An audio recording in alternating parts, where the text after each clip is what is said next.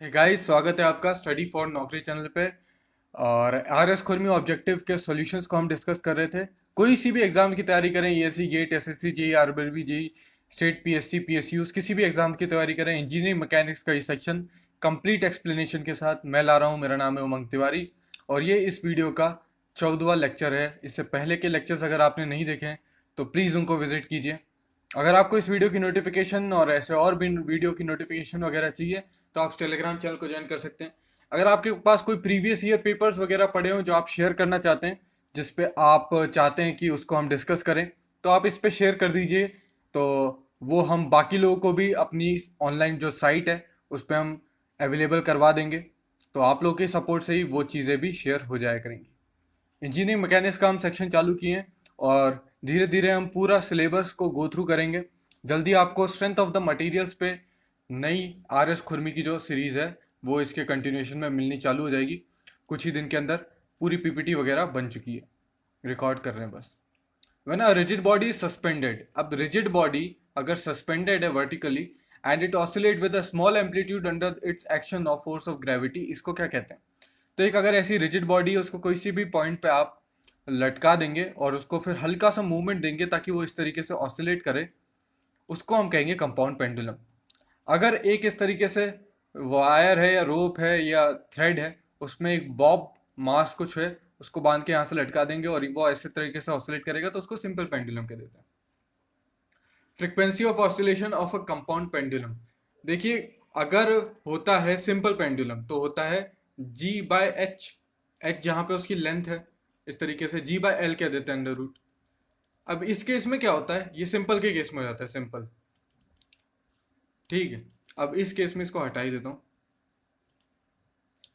इस केस में जब कंपाउंड पेंडुलम की बात हो जाएगी तो वो हो जाएगा under root of G H upon के G square plus H square. जहाँ पे एच क्या है, मान लीजिए ये रिजिड बॉडी है, ये उसका सी जी है और ये इस पॉइंट से वो इसको लटका के रखा है, यहाँ पे वो हिंज्ड है। और इस पॉइंट के हिंज होने के बाद यहाँ से वो इस तरीके से पेंडुलम ऑसिलेट करेगा। ये जो डिस्टेंस है इसे कह देंगे एच। तो अब ओमेगा जो है वो हमारा टू जी एच अपॉन के G square plus H square है। और फ्रीक्वेंसी क्या होती है, ओमेगा बाय टू पाई।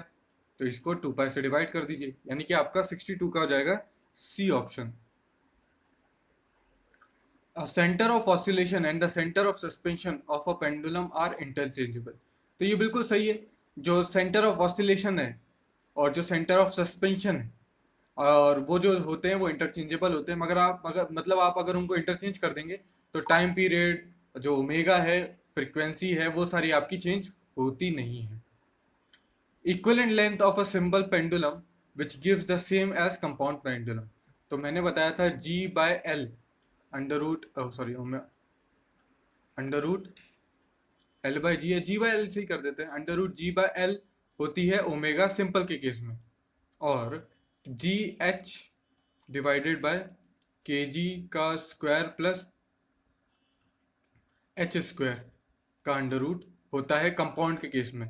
तो जी से जी कट जाएगा, अगर आप एल की वैल्यू निकालेंगे तो वो आ जाएगी के G square plus H square divided by H. तो आपका 64 का भी बी ऑप्शन हो जाएगा।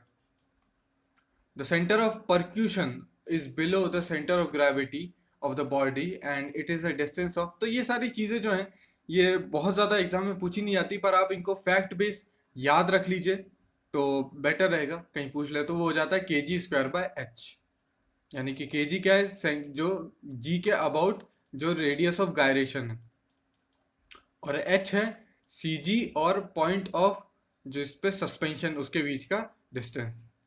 Frequency of oscillation of a torsional pendulum, तो इसका जो आपको करेक्ट ऑप्शन देखने को मिलेगा वो हो जाएगा आपका डी, यानी कि are by two pi.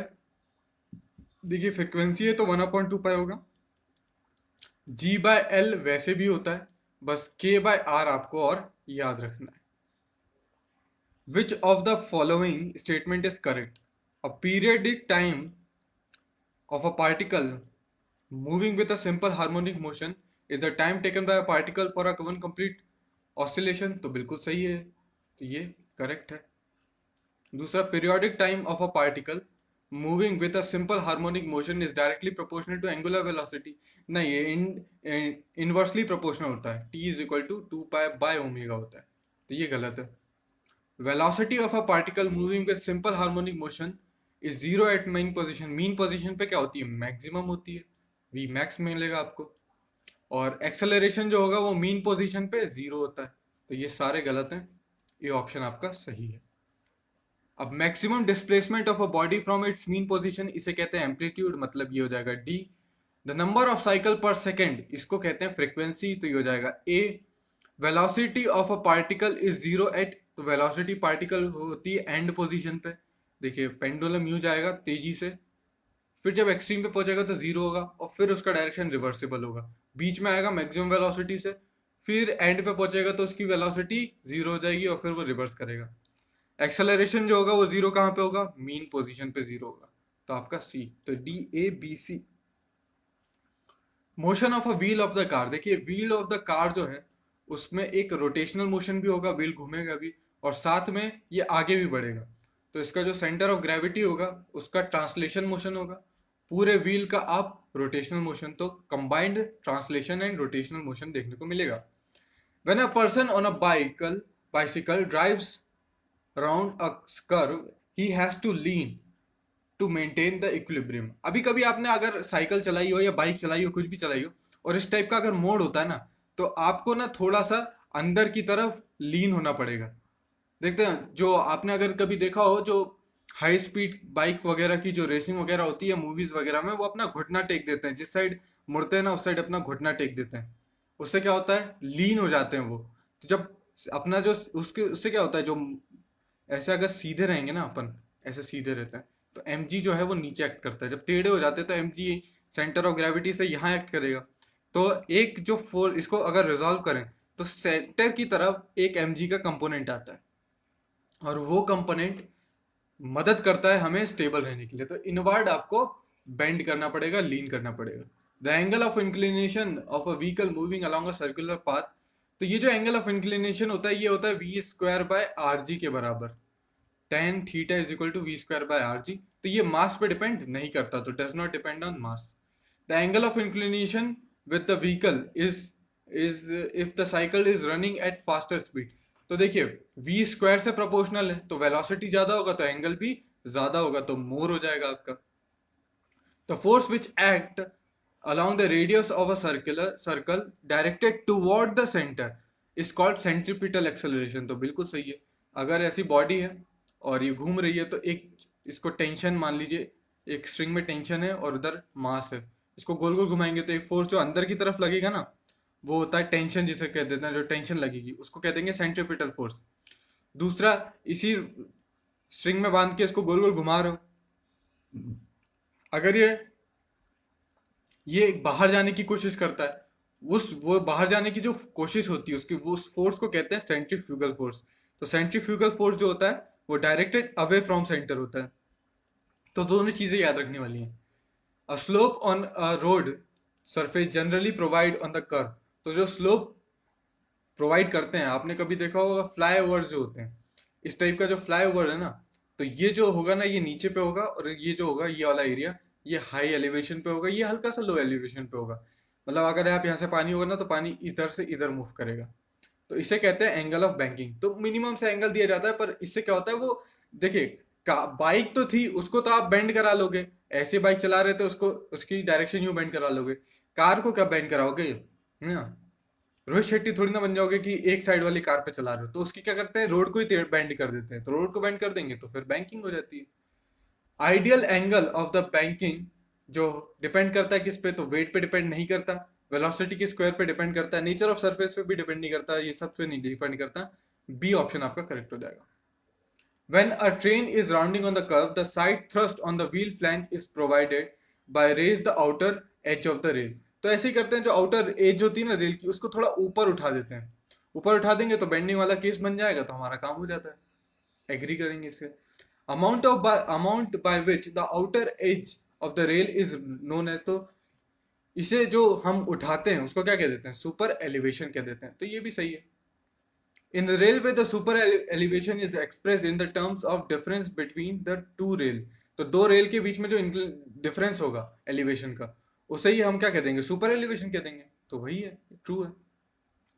Super elevation का फॉर्मूला क्या होता है? तो सुपर एलिवेशन का फॉर्मूला हो जाता है g v square by r. देखिए v square by r g तो हमने वैसे ही पढ़ा था उधर, उसमें बस एक जी और मल्टीप्लाई कर दीजिए और ये जी क्या हो जाएगा, ये गेज ऑफ द ट्रैक है, मतलब जो ट्रैक है उनके बीच का जो डिस्टेंस है ये जी है। वेलोसिटी जिससे ट्रेन मूव कर रही है, वेलोसिटी ऑफ व्हीकल कह सकते हैं। रेडियस ऑफ सर्कुलर पाथ, इस टाइप का अगर पाथ है आपका, तो ये जो रेडियस होगा ना इसका, वो आपको देगा आर। तो इस तरीके से आप याद रख सकते हैं। ये कुछ क्वेश्चंस हैं जिसमें ये जो फॉर्मूले है ना, ये आप याद रख लीजिए या किसी जुगाड़ से याद रख लीजिए, जैसा कि मैंने बताया। इस तरीके से याद रख लीजिए क्योंकि एग्जाम्स में जो आपके जो उस टाइप के एग्जाम्स होते हैं ना, जैसे कि मेट्रो के रेल के जो एग्जाम्स होते हैं, जैसे कि दिल्ली मेट्रो में कोई वैकेंसी निकली है या जयपुर वगैरह में निकलती है, मुंबई मेट्रो में निकलती है वैकेंसीज, तो उसमें ये जो होता है ना सुपर एलिवेशंस वगैरह और गेज लेंथ, कितनी गेज की लेंथ होगी ब्रॉड में और वगैरह में, तो इस टाइप के क्वेश्चंस वहां पे पूछे जा सकते हैं। तो इन जो फॉर्मूलेज हैं इनको आप एक जगह लिख के रख लीजिए और एग्जाम जब भी हो ना तो उससे पहले एक बार गो थ्रू कर लीजिए। खैर ये वीडियो का एंड है, आशा करता हूँ वीडियो आपको पसंद आ जाएगा। वीडियो पसंद आया तो उसे लाइक कीजिए, चैनल को सब्सक्राइब कर लीजिए, बेल आइकन को प्रेस कर लीजिए, वीडियो को शेयर कर दीजिए। जितना ज़्यादा आप वीडियो को देखेंगे जल्दी जल्दी आपको वीडियोस मिलेंगे, तो ज़्यादा से ज़्यादा लाइक कीजिए ताकि मेरे को भी मोटिवेशन मिले। Thanks for watching and have a nice day.